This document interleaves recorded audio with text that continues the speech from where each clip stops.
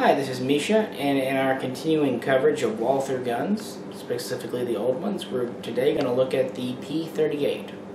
The P38 was always one of my favorites. When I started to get into guns, Lugers were quite expensive, nothing like they are today. But you could get a P38 for half, and there were a lot more options, they were a lot cleaner, and I've always just liked Walthers.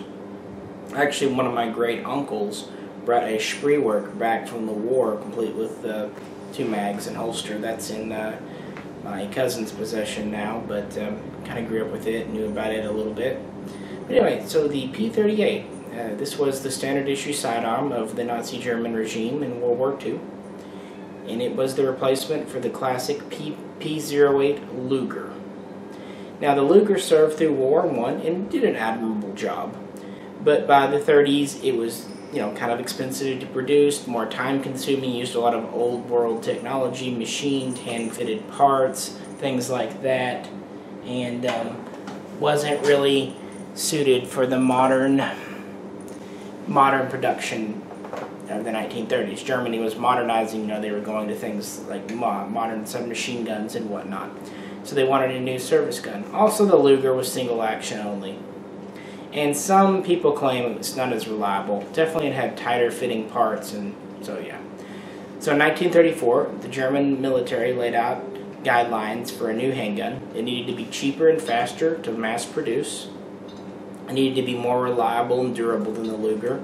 It also needed to still fire the same 9x19 parabellum cartridge and have similar ergonomics. The Luger is a very ergonomic gun. They wanted to keep that nice grip and ease of use. Some of the military also thought being double single action would be also beneficial. In 1929, to backtrack, Walther introduced the PP in 7.65 and later 9mm Kurz. The PP, the Pause pistol, was the first double single action gun commercially available, so that kind of put it on the market. Well, the mid-30s, several companies were trying out new service guns, including Carl Walther. First, they tried what was called the MP, but it was quickly rejected. It was just too expensive to make and not really well suited for mass production. It had a concealed hammer. It was double single action. It was a lot like a scaled-up PP, honestly. Well, that got shot down. Next came the AP, the Army pistol. Again, it had a concealed hammer. It had a locking system very much like a P38, which was nice. But only about 50 were made, and they continued to develop it. Next came the MPF, and then finally the MPH appeared in 1938. And the MPH was basically the forerunner of the HP, the Hears pistol. That's what I'm holding here. This is an HP.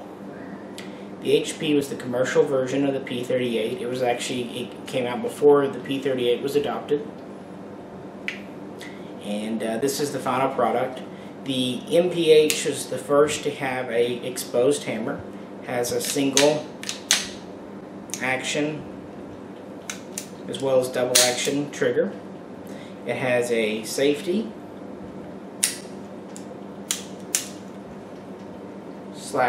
sorry, this one's a little stiff. It's old. There we go. It works as a decocker. Has a slide release here. I'm not going to drop the slide. Man, there we go. Fires from an 8-round detachable magazine with a heel-mounted mag release. Pretty standard gun. Most of you know it. But for the era this HP was made in, it was quite revolutionary. In addition to the double single action trigger system, it was built using some stamped metal parts, which stampings were just coming into use with firearms. For example, this top cover here is stamped, as is the magazine and some other dimensional parts. Well, these went into production in the late 1938. The German military quickly adopted it. However, it would go through a protracted prototype stage. Walther would start to make these for the German military beginning in 1939 and running through 1940, specifically March, and these were called the Zero series. They were prototype guns, and as changes from the field were suggested, they would introduce them. About 13,000 0 series guns were made, so quite a large production run, but then you have to remember it took place over a year's time span. So, yeah. Sweden was one of the early adopters of the HP. In 1939, they purchased 1,000 of them. Serials will range from just, I think it's like 1060 through 2060, and then in 1940 they would purchase another 500. For more information on that, check out our Swedish video on the Swedish handguns. They called it the M39, so they purchased 1,500. But the German military adopted it, and by April of 1940 it was ready to go into mass production, and Walther was tooling up and making them. Some changes were introduced. This is an early one. It has the checkered grips. It has the round lanyard. It has a square firing pin. It has checkering as opposed to ribbing on the takedown here. The safety is a little bit larger. The sights are slightly differently shaped. Just little changes like that. Now the version that the military actually adopted was this one here. This one was produced in 1941, so it's quite an early one. This would be very typical of an early production gun. So Walther was making these. In June of 1940, Mauser was actually ordered to tool up and also make the P38, but the admins there were making the Luger. They liked the Luger. They actually found a way to drag their feet until 1942. So for a year and a half, they held off making P38s. In 1941, towards the end of the year, Spreewerk in Czechoslovakia, which was occupied by the Germans, was also ordered to tool up and make P38s. So, started off with just Walther. By the end of 41, we've got 2 other companies that are getting ready to make these as well. So 3 companies made these during World War II. Early guns like this one had a nice polished blued finish. The magazines were serialized to them. They've got these lined grips, which are introduced very early on. They were a little bit faster to produce, a little bit easier to clean, a little bit more durable. They felt they were better than the checkered ones. They went to a larger cutout and a square type lanyard here. They went to a round firing pin. Some other small changes, but yeah, this one still has serialized mag with it and everything. But mechanically, it works exactly the same. In 1942, Walther, I don't like dropping the slide on empty mags if I can help it. In 1942, Walther would go more towards a military grade bluing, which was complete by 43. They would also stop serializing the grips and the magazines. And the grips would sometimes go from being just black to brown to even red. I think the red grips were quite popular, the kind of a Bakelite look. The reason they did that was they were running out of dyes to dye the grips with, and they were trying to save. And as the war drug on, obviously, they would make more and more production shortcuts. They would have more and more tool marks left on the guns, so they get a little bit rougher looking. 1942 and 1943, Walther produced about 100,000 pistols a year. And by 1944, they would actually make 130,000, so they scaled up for 44. And by 1945, as the war ended, they were doing several shortcuts, and they would produce about 40,000 in 1945. This one here is an example, made in the B block, so quite late in 1945. Has the military grade bluing. It also has some of the small parts that are actually phosphated, not blued, which is something that Walther started doing towards the end of the end of the war. The barrel's a little bit rougher machined. They had to switch to what they call a cog hammer, which instead of having several fine serrations, just has these 3 large ones. And this one here has the stamped slide release. This was actually a part that Mauser introduced in 1944, and mostly you won't find on Walthers, but I have found some in the B block from 45 that do have this stamped release, so I guess Walther got some parts from Mauser. This one also has the black plastic grips, which were mostly exclusively used by Mauser in 44 and early 45. But again, I guess they were getting some components from Mauser. Towards the end of the war, pretty much anything goes. By the D block, which was the final one, most of those guns were actually assembled post-war and given to GIs, who had captured the Walther factory. So you'll see that, some GI type guns. This one here is interesting. It has just a mag basically left in the white with some kind of gold tinting from the heat treating. Some late mags would not even be heat treated. There were a few product improvements introduced to the P38 during the war. Back in there we go. They reinforced the frame around this trigger pin here, making it a little bit stronger. They also went to a simplified extractor cutout. I'm sorry, I'm used to guns ejecting. Sorry, I was wrong. On this side here, where it's just straight, whereas early guns, it actually has a step there. Both of these changes were introduced in 1943 by Walther, and Mauser and Spreewerk would use both. I've got a blog article with all the details of the other manufacturers, but just to quickly recap, Mauser would drag their feet until 1942 making guns. By September, they were actually starting to make small parts, and their first production guns were ready in November, and they would deliver 700 to the military in December of 1942. 43, they would step up. They would make quite a significant number, around 144,000. 1944, they'd make another 145,000, and they would make basically an unknown number, probably about 50,000, give or take, in 1945. They would introduce several small changes. The phosphating was an idea of Mauser. Also, the stamps release, as I said. Early on, they would use the military-grade bluing. Then they would switch to what was called the dusty bluing. And then finally, they would go to a military-grade blue.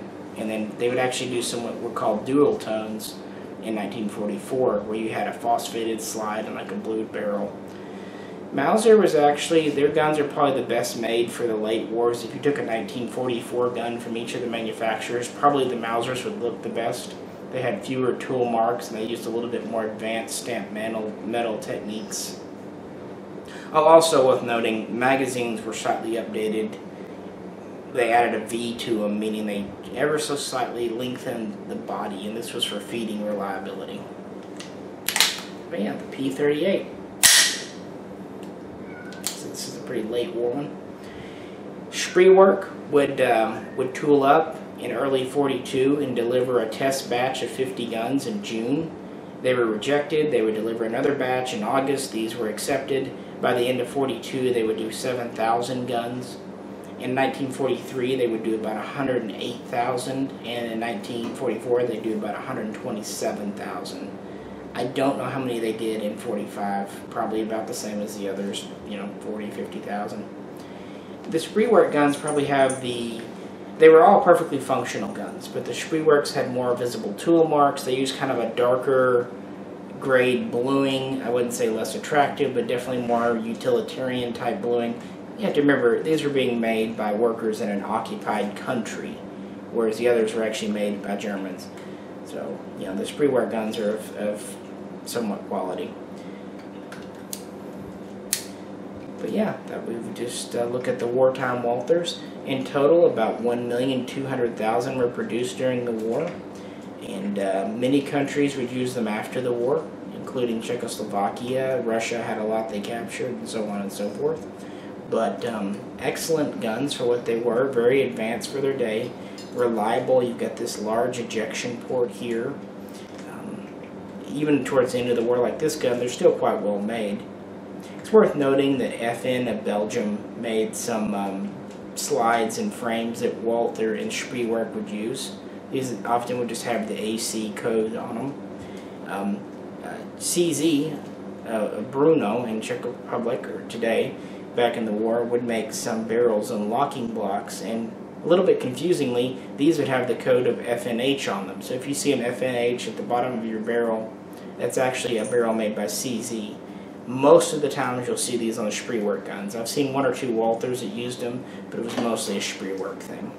But yeah, the P38, kind of often lesser known than the Luger, but nevertheless a very effective gun, one of the most advanced guns of World War II that went into standard service.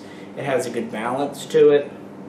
Shoots well, it's not terribly heavy, reliable safety on it. I mean, like any gun of that era, it had some issues. It was still a lot more expensive than guns today would be produced, but for the time it was a very nice gun. We'll move on. Well, the P38 story definitely did not end after World War II. For example, Czechoslovakia would adopt it as the VZ46 and use it quite a bit until the early 50s. Probably the most famous one, though, is what's today known as the French Grey Ghost. Now, we have this gun in our French video, so check it out there. But after the war, the French found that the Mauser factory was in their zone of occupation. So, right after, as early as May or June, they ordered that P38 production resume. And between then and then, sometime in 1946, they would build 30,000, 40,000 guns using a lot of leftover and some newly made parts. So the P38 in this form here would actually be in the French military, and quite a few would be sent over to Indochina, to Vietnam, and used in the 50s against the indigenous peoples there and whatnot. And of course then they would be captured by the Vietnamese, and then sometimes they would be recaptured by Americans. But yeah, these are built using Mauser marked parts, using the code SVW, which was the late war code that Mauser used. Early on they used the standard BYF code until late 1944, early 1945. The first guns would actually have all original German parts, and then later as parts ran out they'd make their own. A lot of them still have the WWII 135 Waffenamt acceptance stamp too on them. The first guns would have the black plastic grips like you saw in the late war Walther, but then as those ran out they went to these pressed steel grips, which are actually very durable but also very heavy. They make the gun a little bit thicker in the hand, which is probably good for larger handed people. Same double action, single action trigger. Mechanically it's all the same. Now this does have the phosphated finish, which was starting to come into use at the end of World War II. Your World War II phosphated guns will have more of a gray-green. This is more of a charcoal gray, but still a neat gun, and these are actually in French service for a long time. Most of them didn't get retired out until the late 60s actually. But yeah, the Grey Ghost in French service. Well, in the 1950s, West Germany was of course divided, well Germany I should say, excuse me, into West and East Germany by the Allies and the Soviets. And in 1955 the Allies decided to allow West Germany to rearm and begin domestic firearms manufacturing again. Well, after World War II the original Walther factory at Zella-Mehlis was destroyed, so Fritz Walther went west and established a new factory in Ulm, Germany, and he was making things like typewriters.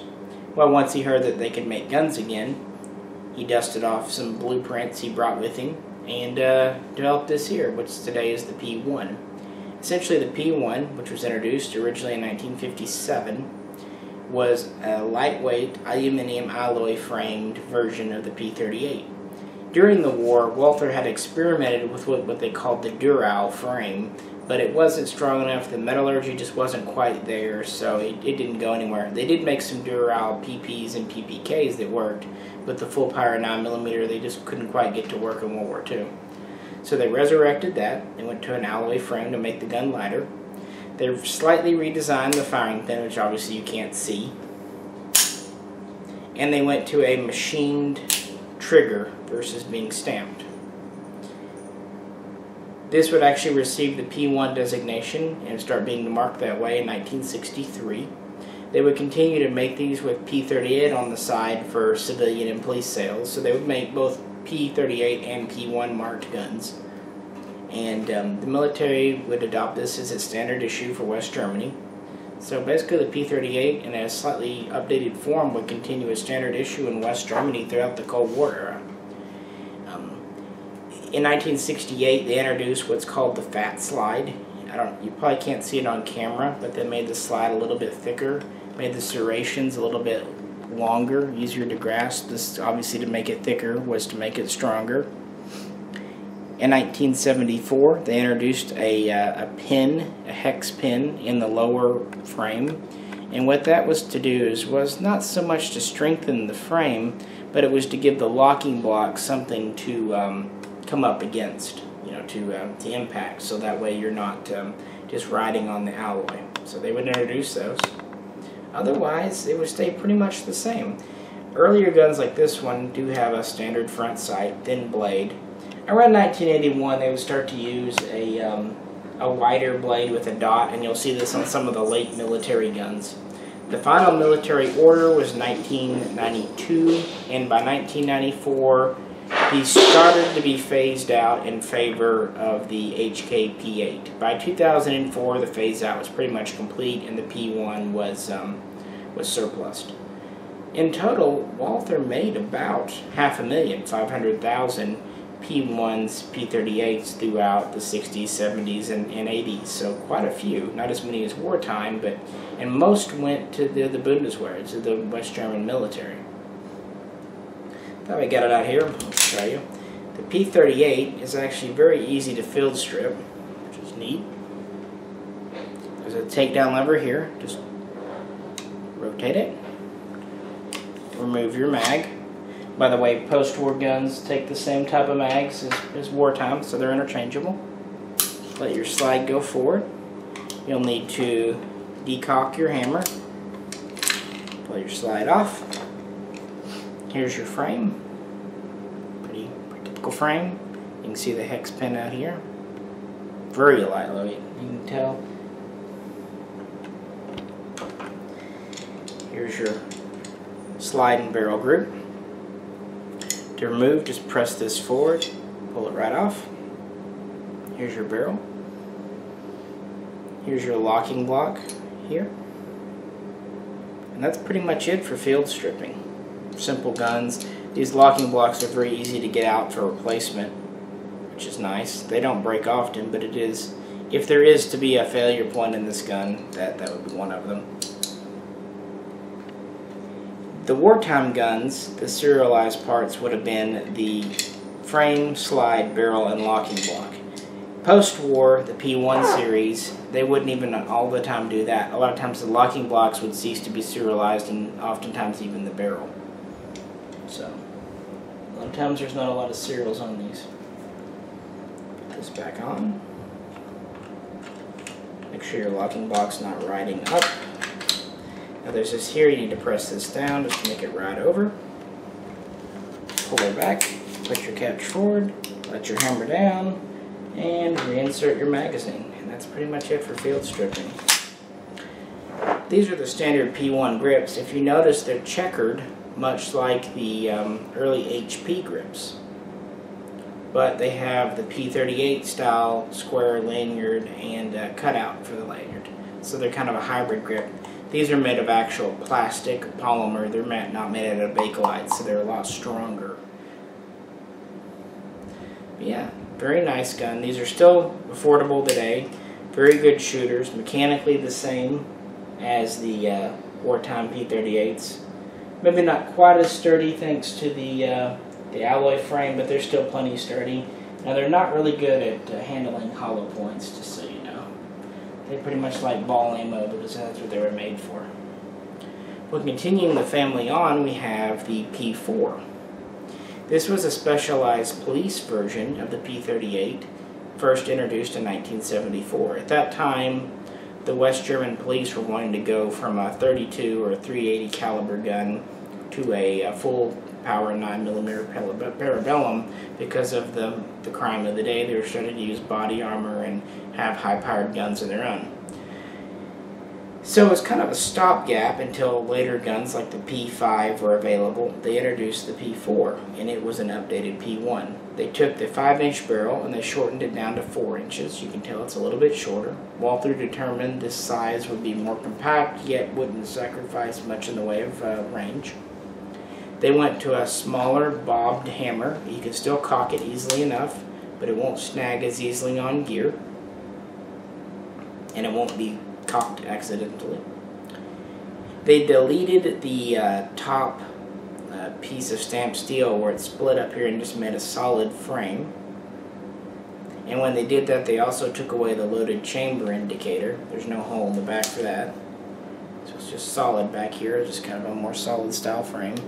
Probably cheaper to make in addition to being stronger. And they also went to the later style ribbed trigger, which you'll see. These were used by a few West German police departments. They were also sold commercially as the P38 Roman numeral 4 IV, but not many were made. Production ended around 1982 with only about 8,000 made. I picked this one up while visiting down in Houston. It's an ex-police gun. You can see where the police roll mark or police property was very nicely machined off with that little oval. So if you see a P4 with that, that's why it is. This will have the hex pin in the frame and the fat slide. It also has the later style thicker front sight with the white dot, which came into use actually with the P4 and would later be carried over to some of the P1s. So kind of came in, so a little bit better sights for police use. Very neat gun, a little bit shorter, a little bit lighter, but again, just an interim, a stopgap measure. And another stopgap measure that Walther introduced in the late 1970s was the P38K for Kurz. The P38K is simply a P4 with a shortened barrel, even shorter here. We're 3 inches, 2.5. I had to look it up, but this is very short. As you can tell, it just barely sticks out of the slide. The front sight was moved to the top bridge here, as you can see on the slide. It's not part of the barrel. Cock it. See? It's not part of the barrel, it's just smooth out there. Still has the same bobbed hammer as the P4, same rib trigger. Has the same solid frame up here without loaded indicator, without the top. Also, since the front sight is no longer drift adjustable, the rear sights are now windage adjustable with little screws. Not all P38Ks, the early ones had fixed rear sights, but most of the time you would find these with the drift adjustable rear sights. Otherwise there's really no way to adjust it since this front sight is permanent to the slide. This one here is phosphated. Some I've seen have been blued. This is one of the original ones made in the late 70s, early 80s. They only make about 2,600 of these from the factory. A lot of these were used by the West German Customs Guard, and a few were used by police undercover, but not a whole lot. It is a short gun, it's a powerful gun, but it's also still as thick as a P38. It still has a full sight, full grip as a P38. I think if they'd gone to a shorter grip, 1/2 inch, it would have really helped. But so you've still got the full P38 back, but then the front shorter. Still a neat thing though. You'll see a lot of P1s and even wartime P38Ks, P38s converted to the K configuration by individuals, but in the war, Walther never actually did a P38K, at least not beyond the prototype. You'll see some that still have even the front sight on the barrel, which is just something someone did. That's not to say they're not good shooters, it's just, you know, originality. But yeah, the P38K, definitely a cool little Walther. I picked this one up a few years ago. A friend owns one. I was bugging him for many years to sell his, and he never would. So I found this one online from a nice person and picked it up, and have been very happy with it. But yeah, so we'd share the P38 family from World War II through, well, basically present day, at least the 1990s and whatnot. They're very neat guns. Not to say the Luger is not interesting as well, but I've always kind of found the P38 more interesting. There's a little more variation to it, some variety, and they're fun to shoot. But yeah, for more info, please check out our blog article. We've got it up. And if you have any questions or comments, please post them below. And I'd love to hear about your own P38s or P1s. They're really neat guns. Well, this is Misha, and as always, thanks for tuning in.